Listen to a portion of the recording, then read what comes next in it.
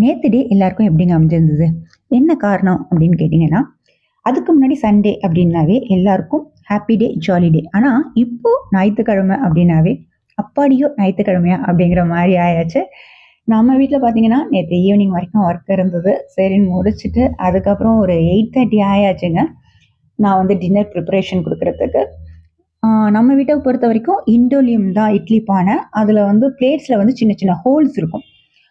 அதனால என்ன பண்ணிருவேன், மேல வந்து ஒரு கிளாத் பண்ணி விட்டுட்டு, அதுக்கு மேல இட்லி மாவு ஆட் பண்ணிட்டு, ஒன் பை ஒன்னா பிளேட்லாம் வச்சு அவிய வச்சுட்டேன். நேத்து வந்து தேங்காய் சட்னி தாங்க ரெடி பண்ணியிருந்தேன். தேங்காய் சட்னி பார்த்தீங்கன்னா, நார்மலா எப்போதும் மேக் பண்ற மாரி தான் பண்ணியிருந்தேன். ஒரு சின்ன விஷயத்த ஷேர் பண்ணிறேன். தேங்காய் சட்னியா இருக்கட்டும், மத்த எந்த வகை சட்னிகளா இருக்கட்டும், பிளெண்டர்ல யூஸ் பண்ணும்போது, ஃபர்ஸ்ட்டு ஷேக் குடுத்துட்டு, அதுக்கப்புறம் வாட்டர் மிக்ஸ் பண்ணி ஷேக் குடுத்து கொண்டு வாங்க. காரணம் என்னன்னு கேட்டீங்கன்னா, ஒரே மாரி லெவலா அரைஞ்சு வரும். அப்ப வந்து அதனுடைய டேஸ்ட்டும் நல்லாருக்கும். குக் பண்ணும்போதும் நமக்கு ஈஸியான மெத்தட்ஸ்ல இருக்கும்.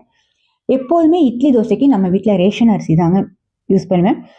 ஒரு சிலர் வீட்ல வந்து இட்லி, தோசைக்கு 2மே வந்து மெஷர்மென்ட் வந்து ஒரே மாதிரி இருக்கும். ஆனா நம்ம வீட்ட பொறுத்தவரைக்கும் தனித்தனி மெஷர்மென்ட்டு.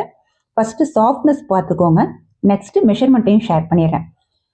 4 மடங்கு புழுங்கல் அரிசி, 1 மடங்கு பச்சரிசி, 1 மடங்கு பருப்பு, 1 டீஸ்பூன் வெந்தயம். இவ்வளவுதாங்க இதுக்குள்ள மெஷர்மென்ட். ஆனா என்னன்னா, அரிசிய தனியா அரைச்சு எடுத்துக்கங்க. பருப்பு தனியா அரைச்சு எடுத்துட்டு 2யும் மிக்ஸ் பண்ணி இட்லி எடுக்கிற மாதிரி மேக் பண்ற மாரி பார்த்துக்கோங்க.